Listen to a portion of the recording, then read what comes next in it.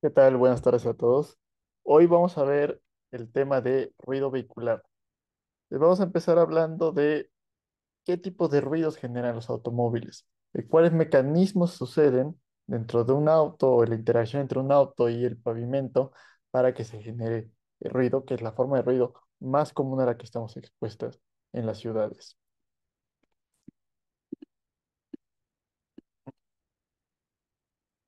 Entonces, como dijimos, es la forma de ruido más común que hay de ruido ambiental. O sea, hay decenas de millones, cientos de millones de personas expuestos a ese tipo de ruido. Y va a haber dos tipos principales de mecanismos por los cuales se genera el ruido. Uno va a ser por el sistema de propulsión, es decir, principalmente el motor, pero también la transmisión del automóvil, y es lo que vamos a conocer como el ruido de motor. Y el otro que va a ser cómo interactúan las llantas y la superficie de la calle, el pavimento, que le vamos a llamar ruido de rodamiento. Entonces, es muy importante porque cada ruido va a ser más o menos importante de acuerdo con la velocidad del automóvil. Entonces, cuando estamos a bajas velocidades, lo más importante va a ser el ruido de propulsión, el ruido del motor que tenemos, que es esta línea azul que podemos ver en nuestra imagen. Pero como aumenta mucho más rápido conforme aumenta la velocidad, lo que aumenta más rápido es el ruido de rodamiento, va a llegar a cierta velocidad en la que cuando hagamos la suma logarítmica lo que importa es el ruido de rodamiento, ya el ruido de propulsión no importa. Y eso es a más altas velocidades. Y justamente hay una velocidad intermedia donde se da esa transición entre el ruido de propulsión y el ruido de rodamiento, que es lo que vamos a llamar la velocidad de cruce. Y va a ser muy importante conocer dentro de la vialidad que nos interesa si estamos arriba o abajo de la velocidad de cruce, porque eso nos va a dar el tipo de medidas de mitigación que estamos generando. Por ejemplo, vamos a ver que los automóviles eléctricos disminuyen el ruido de propulsión, pero en una carretera donde hay autos circulando a 100 kilómetros por hora, no importa que yo tenga autos eléctricos, porque lo que importa es el ruido que están haciendo las llantas con el pavimento. Y de hecho, los autos eléctricos, como son más pesados, tienen mayor ruido de rodamiento. Entonces, no voy a poder mitigar el ruido en carreteras utilizando autos eléctricos, pero en las ciudades sí. Y en las ciudades no me va a decir cambiar el tipo de pavimento porque no es el ruido de rodamiento el que importa, importa el ruido de propulsión. Entonces, sí va a ser muy importante cuando veamos más adelante las medidas de mitigación, saber dentro de qué categoría en particular nos encontramos. Entonces, vamos a ver ahora cada tipo de ruido en particular para saber los mecanismos que se están generando del ruido. Entonces, vamos a ver primero esta imagen que nos va a dar cuáles son los mecanismos de generación del ruido de rodamiento. Y dijimos que imaginemos nuestra llanta que va a estar rotando y va a tener abajo el pavimento. Entonces nuestra llanta no es completamente plana, tiene cierta textura que sirve para empujar el agua cuando, o sea, sacar el agua de la llanta cuando estamos circulando, si hubo como precipitaciones y poder mantener la tracción. Entonces el principal ruido que se va a generar va a ser el impacto de la llanta con el propio pavimento, que es este que dice impact, y es como si tuviéramos un martillito de hule que estuviera golpeando oblicuamente al pavimento de manera continua. Ese es un mecanismo de ruido que tenemos. Otro, resulta que la llanta, como la fricción entre la llanta y el pavimento no es perfecta, pues siempre va a haber cierto deslizamiento. Es como si estuviera rechinando ahí el hule contra el pavimento mientras está girando la llanta y es lo que nos aparece aquí como stick slip. Después también va a vibrar la llanta, va a vibrar el rin, va a vibrar el pavimento y todo eso va a estar generando ruido. Y va a haber un ruido aerodinámico que se va a llamar el ruido de bombeo, porque pues el aire se va a comprimir atrás de la llanta y va a salir por enfrente de la llanta. Y además por la forma que se genera entre la llanta y el pavimento se va a generar un efecto de corneta. Es decir, vamos a tener direccionalidad en el ruido que va a empujar hacia afuera, hacia arriba el ruido, y eso va a aumentar los niveles de ruido aparentes. En vez de mandarlos hacia el pavimento donde podría absorberse una parte en la reflexión, todo lo vamos a estar mandando hacia afuera. Entonces, la combinación de esos mecanismos van a estar generando el ruido de rodamiento. Entonces, este ruido aerodinámico de la compresión del aire que se exprime, de las bandas de rodadura que son las que nos dan esta expulsión del agua también, se genera más o menos entre 1000 y 3000 Hz. mientras que las vibraciones son a muchas, las frecuencias mucho menores, como 200 y 300 Hz. Entonces también no va a ser igual los niveles de ruido que se generan en distintas bandas de frecuencia. Ahora, por otro lado, tenemos el ruido de motor. Y el ruido de motor va a ser principalmente o casi exclusivamente debido a los motores de combustión interna. Recuerden que en los motores de combustión interna hay una parte que son pistones, donde entra una mezcla de aire y combustible y se cierra el pistón. Si ustedes recuerdan sus clases de termodinámica, al disminuir el volumen aumenta la presión, aumenta la temperatura y eso genera eventualmente la combustión de la mezcla y nos da la potencia para estar moviendo el motor. Entonces, esa compresión, combustión y movimiento genera cierta cantidad de ruido. Y aparte, hay cierta ineficiencia del motor que va a generar vibración, y en ventiladores para disminuir, para sacar el calor excesivo o el calor de rechazo por el radiador y la transmisión, como ya dijimos, las bandas que están transmitiendo la potencia mecánica de un lado a otro, el escape, etcétera, ¿no? Pero el principal factor va a ser el motor como tal. También el claxon es algo muy importante, de hecho, por su contenido fuertemente tonal, es el elemento más molesto que vamos a tener de ruido en los automóviles, pero no se suele considerar en los modelos, porque es poco más aleatorio, o sea, no es algo que está sucediendo constantemente y pues se suele ignorar, pero también es un factor cultural, que hay países donde se utiliza más el claxon que en otros, y pues en Latinoamérica nos gusta utilizar el claxon, ¿no? Entonces a lo mejor ahí al aprovechar estos modelos estaríamos ignorando un poco estos elementos de ruido y teniendo ciertos errores por esa parte, ¿no? Entonces hay que tener en cuenta que justamente estos modelos no están perfectamente acoplados a lo que podamos tener nosotros en nuestro país, porque están hechos para Europa. Y dijimos que los vehículos eléctricos pues no tienen un motor eléctrico, ¿no? Y el motor eléctrico sí genera ruido, es un ruido muy interesante, es un ruido con un componente tonal fuerte, agudo, con niveles mucho más bajos de ruido. Es difícil de describir, uno tiene que haberlo escuchado para poderlo detectar. Si, por ejemplo, los Prius, que son ya mucho más comunes, cuando un Prius va en un estacionamiento muy lento, se escucha ese ruido de motor, que es muy bajo, muy agudo.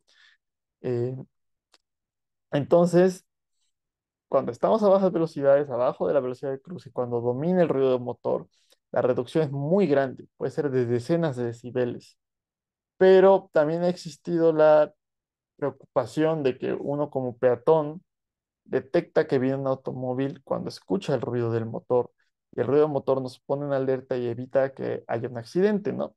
Lo que debería evitar que hubiera un accidente sería que el conductor estuviera atento y que las vialidades estuvieran diseñadas para proteger a los peatones, ¿no? Y para priorizar a los peatones. Pero bueno, también el ruido nos da una alerta y nos da otro factor adicional de protección. Pero el problema o la situación es que eh, se ha visto o se teme que con los automóviles eléctricos, como no generan ruido, puedan aumentar los accidentes escolares. Si sucede esto o no sucede, o si es una táctica de distracción de la industria de los motores de combustión interna, todavía está por verse, pero en Europa las normas están pidiendo que ahora todos los automóviles eléctricos estén tengan un sonido constante cuando están abajo de cierta velocidad, como como la alarma de los automóviles cuando van de reversa o como los trailers, para que uno esté alerta y la gente ciega o los niños o alguien que vaya distraído pueda escuchar el automóvil y evitar algún choque, ¿no? El problema es que funciona cuando hay dos, tres automóviles eléctricos en la calle, porque detectamos inmediatamente cuál es el automóvil eléctrico y podemos escuchar que nos está advirtiendo. Pero cuando tengamos esta transición de dejar atrás los motores de combustión interna cuando ya tengamos 20, 30, 40% de vehículos eléctricos, que está sucediendo y va a suceder por pura cuestión económica. Están bajando rápidamente los precios de los automóviles eléctricos, sobre todo con la introducción de los modelos chinos, que son altamente competitivos en calidad y en precio, no se diga. Y bueno, ya hay países, o sea, Noruega, el 90% de los automóviles nuevos que se venden son automóviles eléctricos, en especial el 15% del parque vehicular son automóviles eléctricos. En China tienen como un 20-30%. eh, bueno, sí está como entre 10-15% de los automóviles nuevos son eléctricos, en Europa también.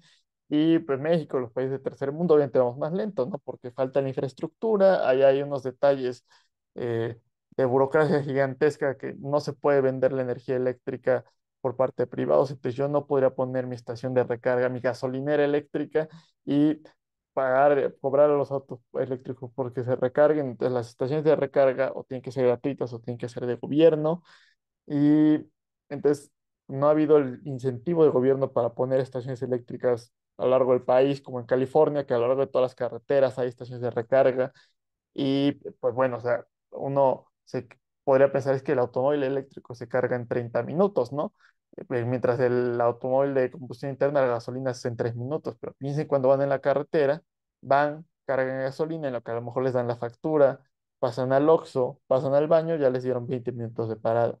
Entonces, sería distinto o es distinto cuando uno va manejando un auto eléctrico, lo que hace es va, llega, conecta su auto, va al Oxxo, va al baño, regresa, pasaron 15 minutos y lo desconecta y ya está cargado al 80%, ¿no? Pero el tiempo acaba siendo el mismo, o sea, no es como que uno tenga que esperar más tiempo para poder manejar. Y si hay una suficiente densidad de sistemas de cargadores, pues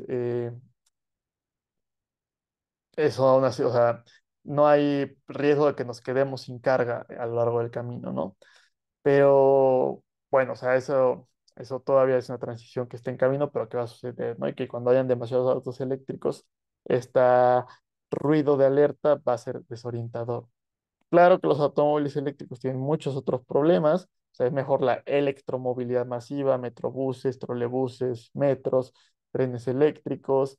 eh, no vamos a eliminar el problema de tráfico con autos eléctricos, ni ciertos problemas de calidad del aire por las partículas PM2.5 que liberan las llantas. Y bueno, está la cuestión de ser eléctrico, pero sigue generando energía con fuentes fósiles, ¿no?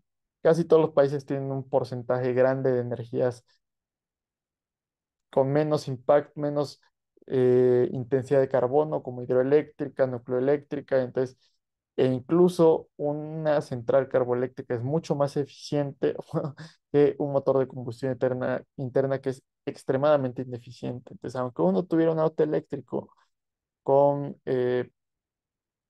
pura, una red que tuviera pura energía de carbón, seguiría siendo, seguiría generando menos emisiones que un automóvil convencional, ¿no?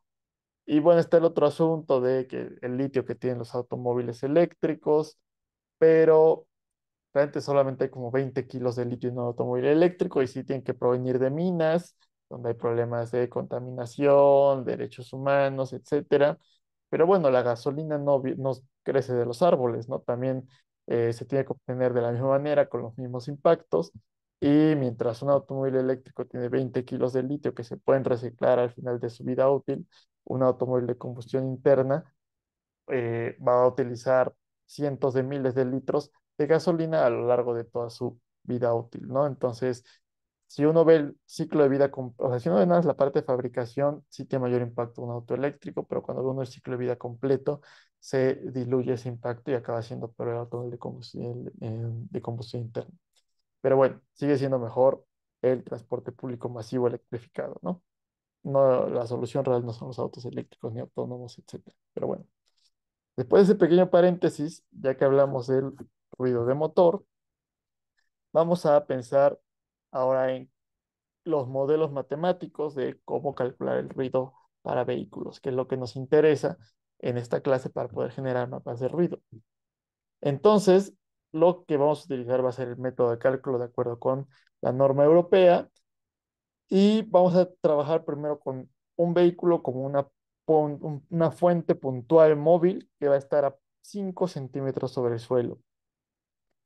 Entonces, realmente en vez de ser una fuente esférica, es una fuente hemisférica. Y también vamos a tener eh, una fuente lineal que va a ser la calle completa, ¿no? O sea, vamos a integrar el ruido de todos los autos individuales que pasan para tener una fuente lineal que también va a estar a 0.05 metros sobre el suelo. Y luego vamos a categorizar los automóviles de acuerdo con su tamaño. de si son carros de pasajeros o tienen menos de 3,5 toneladas, son autos ligeros categoría uno. Si son camiones de más de 3,5 toneladas, o tienen dos ejes o doble eh, rueda trasera, cuentan como camiones medianos. Ahorita vemos lo que son los ejes o las dobles ruedas. Y si tienen tres o más ejes, ya son vehículos pesados categoría 3, ¿no? Motos, hay subcategorías de acuerdo con el volumen del motor, con cuántos centímetros cúbicos tengamos. Y hay una categoría quinta que es para vehículos híbridos y eléctricos, que todavía no tienen un modelo definido, pero queda esa categoría disponible para cuando aumenten la cantidad de vehículos eléctricos y se tenga que implementar esa parte que digo. Seguramente en una actualización cercana se va a poner porque Europa ya está rápidamente haciendo esa transición y hay varios países europeos para 2035 tienen contemplado prohibir los vehículos de combustión interna. Bien, entonces por aquí podemos ver un poco, imagínense que tiene su auto y toman el centroide del auto y tienen una fuente puntual a 5 centímetros de altura, ¿no? Los ejes se refieren a, si ustedes ven un auto o un camión de perfil, ¿cuántas llantas ven? Esa es la cantidad de ejes, ¿no? El auto que tienen ahí son dos ejes, la camioneta que tienen abajo son tres ejes, ¿no? Y si ustedes lo ven por atrás, pueden ver que un eje puede tener o nada más dos llantas o cuatro llantas, ¿no? Y bueno, incluso hay unos que llegan a tener tres llantas si es demasiada la carga, ¿no? Eso es lo que nos dice que es un eje sencillo o un eje doble o en tándem. Y con eso podemos categorizar los automóviles que tenemos en nuestra, eh, de acuerdo con la norma, ¿no? Entonces, el punto que viene ahora es calcular cada tipo de ruido para un auto en particular.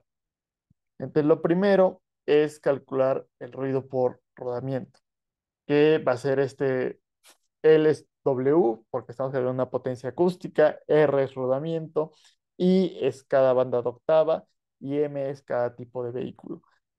Aquí lo muy importante es que solamente hay ruido de rodamiento para los vehículos categoría 1 a 3, es decir, carros, camiones ligeros y camiones pesados. No hay para motos, como son muy ligeras las motos, se considera que no tienen ruido de rodamiento. Y este ruido de rodamiento depende de la velocidad media. Ahora, aunque parezca una cosa complicada, la ecuación realmente es complicada porque tiene muchos subíndices, pero no es más que una recta logarítmica que se está ajustando de manera empírica.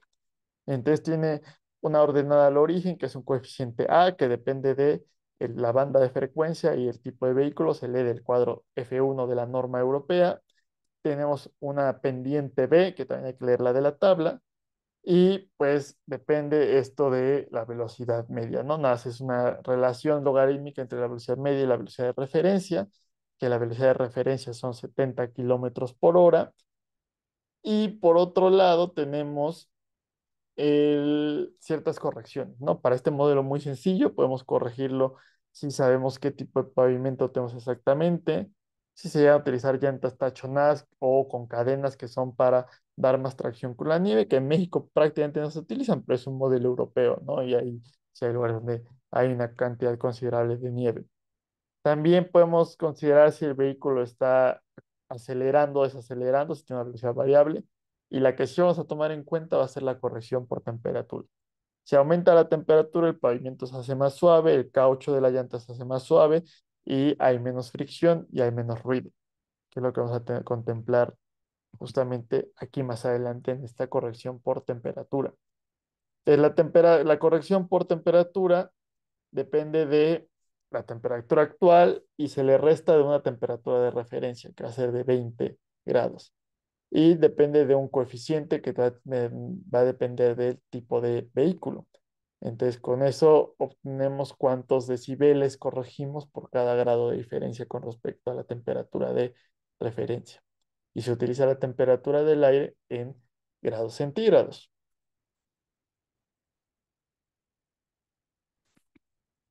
Entonces, en esta gráfica tenemos la representación de velocidad contra potencia acústica, ¿no? Emisión de potencia acústica para las diferentes categorías. Como ven, como uno pensaría, hace mucho más ruido un vehículo más pesado, categoría 3, que uno más ligero, ¿no? Pero sobre todo a altas velocidades, la diferencia entre un vehículo normal y un camión es muy, muy, muy pequeña. Hay una convergencia ahí en esa parte, ¿no? Y también tomar en cuenta que el modelo empieza con el ruido a partir de 20 kilómetros por hora. Abajo de 20 kilómetros por hora consideramos el mismo ruido que teníamos a 20 kilómetros por hora, es decir, de 20 hacia atrás sería una recta horizontal nuestra gráfica del modelo. Entonces, por ahí podemos ver cómo se comporta un poco este ruido de rodamiento. Y el siguiente factor que habría que tomar en cuenta sería el ruido de motor o ruido de propulsión, que nos da ese subíndice P por propulsión y de banda octava, M de tipo de vehículo, y ahora sí consideramos todos los tipos de vehículo, incluyendo las motos. Entonces también es una recta que hay que ajustar, más que ya no es un logaritmo que se está poniendo por ahí. Entonces hay un coeficiente que hay que leer de tablas, otro coeficiente B que hay que leer de tablas, y ahora es una resta entre la velocidad media menos la velocidad de referencia entre la velocidad de referencia. La velocidad media es la velocidad media a la que están circulando los vehículos en la calle y la velocidad de referencia son 70 kilómetros por hora. Y de ahí le vamos a sumar las correcciones, que las correcciones pueden llegar a ser por lo mismo si está acelerando el vehículo, si estamos sobre una pendiente, no es lo mismo el ruido. Piensen ustedes en un carro, cómo tiene que hacer mucho más esfuerzo si va cuesta arriba y hace mucho más ruido, son muchas más revoluciones y también por ahí se puede considerar qué tanto del motor, del ruido del motor absorbe el asfalto, o sea, tomar en cuenta el tipo del asfalto, ¿no? Por el momento vamos a ignorar esas correcciones, ¿no? Saber que existen, pero no las vamos a calcular para simplificar nuestro modelo. Y tenemos por aquí nuestra gráfica que nos va a dar una relación entre la velocidad y el ruido de motor que tenemos. Y aquí sucede algo bastante interesante, ¿no? Donde a bajas velocidades, los ruidos más pesados generan más ruido. Piensen en un tráiler, cuánto ruido está generando el motor. Pero resulta que las motocicletas más grandes generan más ruido a bajas velocidades que un automóvil. Y luego, la tasa a la que se incrementa el ruido con respecto al aumento de velocidad es muchísimo mayor para las motocicletas que para los automóviles, especialmente para las motos más ligeras, para lo que puede ser una motoneta. Es decir, cuando vamos a 120 kilómetros por hora, una moto pequeña genera muchísimo más ruido que incluso un tráiler de doble remolque. Entonces, ahí hay un problema interesante, porque en años recientes ha habido un cambio en el parque vehicular, un incremento considerable en la cantidad de motocicletas, que tiene que ver con que son más económicas, también hay menos regulación y permite a uno evitar el tráfico, o sea, le dan más posibilidades de movilidad a una persona, ¿no? Pero eso aumenta los niveles de ruido. Son menos eficientes para mover personas, son menos eficientes energéticamente. Entonces es un problema considerable, ¿no? Y generan muchas veces más accidentes, tanto para peatones como para los conductores. Entonces uno podría pensar, bueno, pues lo más fácil es vamos a regular a las motocicletas, no vamos a, es más, vamos a prohibir a las motos más sencillas, uno podría pensar y ya con eso resolvemos el problema. Pero pues siempre hay que tomar en cuenta los aspectos socioeconómicos, ¿no? Si las motocicletas les han permitido tener movilidad a sectores más vulnerables, sectores más más rezagados de la población y estamos haciendo políticas que especialmente están afectando a estos sectores, pues hay una simetría ahí, estamos favoreciendo a la gente con mayores ingresos económicos a costa de quienes menos posibilidades tienen de adaptarse a estas restricciones impuestas por el ruido, ¿no? No quiere decir que no tengan que regular, ¿no? O sea, las motos ni siquiera tienen que hacer un verificentro, tienen que ir a los verificentros y se estaba poniendo hace muy poco tiempo, hace un par de meses, una norma para pedirles que fueran a los verificentros y hubo ahí una serie de movilizaciones de organizaciones para quitar eso. Y dices, oye, ¿por qué tú deberías estar exento de cumplir con las regulaciones ambientales, ¿no? O espérame, ¿por qué? O sea, el problema es que desde la norma de emisión, de la norma 79, 80, 81, bueno, 79, 81 y 82, ahí tiene un problema en los valores que están dando para las motocicletas o que mm, eh, la gente que va en motocicleta tunea las motos para que haga más ruido y nadie les dice nada. O sea, no, tampoco. No porque digas, oye, tienes menos dinero, no tienes otra forma de moverte, estás exento de cumplir con las reglas y tienes licencia libre para contaminar. O sea, ni los que tienen más dinero pueden contaminar libremente, ni los que tienen menos dinero. Entonces, sí, ahí hay una coyuntura, porque justamente ahorita se está dando ese cambio en nuestro país del parque vehicular y hay una resistencia muy fuerte en contra de la regulación de las motocicletas, ¿no? Entonces, es necesario hacerlo porque genera no solamente problemas de ruido, problemas de gran emisión de partículas, mayores accidentes vehiculares, especialmente en las carreteras, donde, o sea, no hay forma de mm, manejar o sea, de manera segura si uno va a 250 kilómetros en una moto pequeña y zigzagueando entre automóviles que van a 120, ¿no? O sea, eso es peligroso absolutamente para todos. O sea, si quieres ir a altas velocidades, pues ven un carril y no te vayas metiendo entre automóviles, ¿no? O pues, no están hechas las carreteras mexicanas para ir a eso, o sea, no tendrías por qué estar haciendo, o sea, pues será divertido, será interesante, pero es ilegal, al igual que los arrancones, ¿no? Entonces ahí hay un problema actual que no es de fácil solución, ¿no? O sea, no se puede resolver de forma autoritaria, tiene que involucrarse a todas las partes interesadas. Pero pues aquí nos da esa conclusión interesante, la diferencia entre el comportamiento del ruido de motor para automóviles y para motocicletas. Ya que tenemos ruido de motor y ruido de rodamiento, tenemos que combinarlos y simplemente es hacer una suma logarítmica. Tengo la potencia acústica total para una fuente vehicular, de acuerdo con cierta velocidad media, ¿no? Y cierto tipo de vehículo y cierta banda de octava. Recuerden que todo esto se calcula por banda de octava, se propaga por bandas de octava y después ponderamos en el receptor. Por eso es una cantidad de cálculos considerable. Después vamos a calcular el ruido de una vialidad en particular. Una vialidad por la cual pasan cientos de autos por hora y entonces, recuerden, pasa un auto, conforme se acerca a mí aumenta el nivel de ruido y después vuelve a bajar. Y después pasa otro y vuelve a subir el nivel de ruido y vuelve a bajar y vuelve a subir y vuelve a bajar. Y la idea es encontrar el valor equivalente. Y como es una línea, necesitamos un LW', es decir, potencia equivalente lineal en decibeles por cada metro de vialidad que tenemos. Entonces, esto consiste en calcular nuestra potencia puntual y sumarle este cociente logarítmico, donde QM es el flujo de tránsito promedio que tenemos en vehículos por hora, entre 1000 por la velocidad media que tenemos. Por lo general, en... bueno, y la velocidad es en kilómetros por hora, ¿no? Esto va a ser negativo. Es decir, realmente el ruido equivalente de una vialidad va a ser menor que el ruido equivalente de un automóvil, ¿no? Porque hay cierto espaciamiento entre el paso de los autos que nos eliminan energía, o sea, son huecos de energía sonora. Tendría que ser demasiado el flujo vehicular para que aumente, o sea, para que sea mayor el ruido de la vialidad que del vehículo particular. Y cuando hay mucho flujo vehicular, lo que suele suceder es que hay una menor velocidad, entonces también se disminuyen los niveles de ruido. Y eso es algo interesante, que las calles más congestionadas no siempre son las calles más ruidosas. Suelen ser las calles donde hay se llama el nivel de servicio, el qué tanto pueden ir los autos a la velocidad a la que está destinada y qué tanto los vehículos mueven la calle con respecto a lo que se diseñó. Entonces, entre mayor es el nivel de servicio, más es el ruido.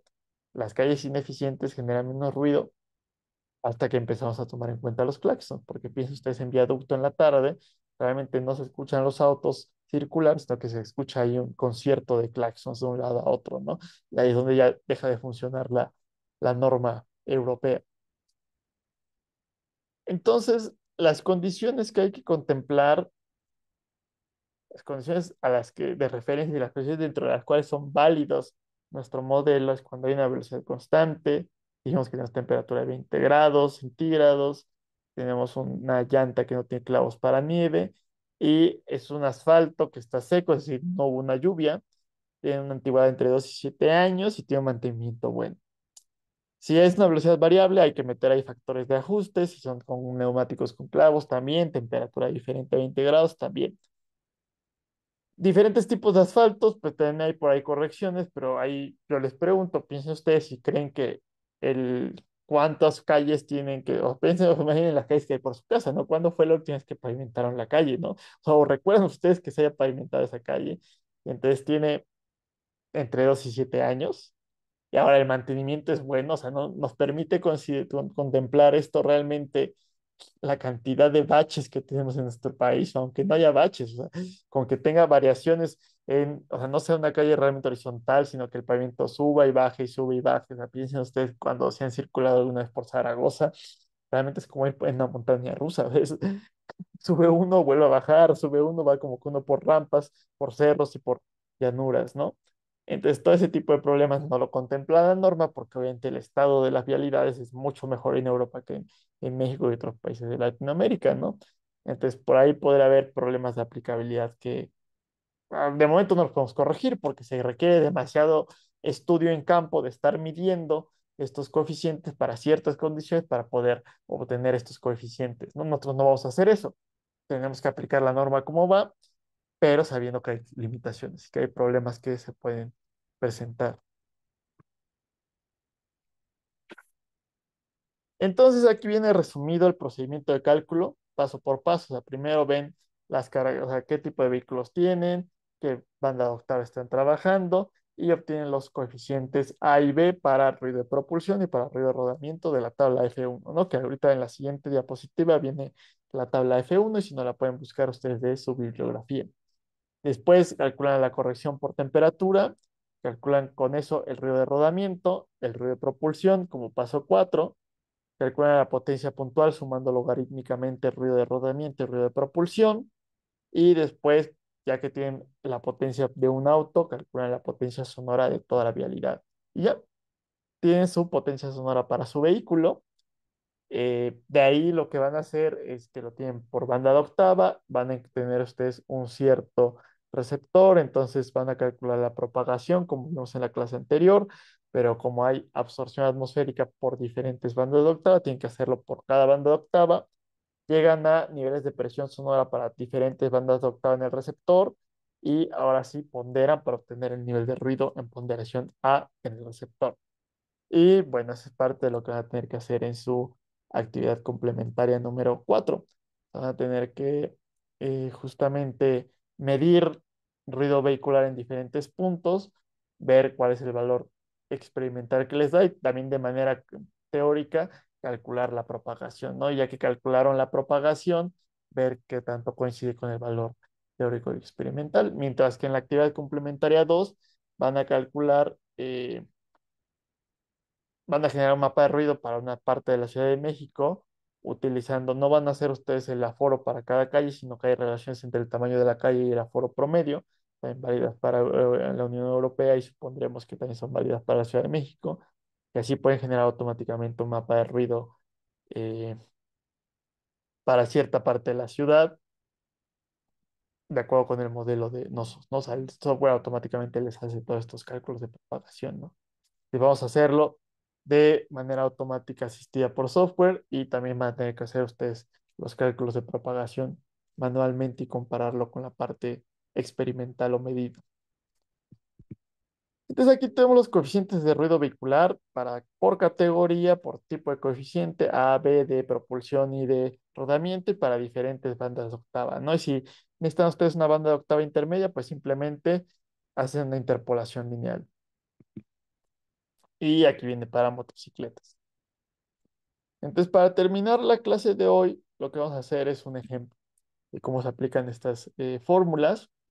Y justamente vamos a tener, nos dice que tenemos una calle en la que circulan 300 vehículos por hora de categoría 1, o sea, 300 automóviles, eh,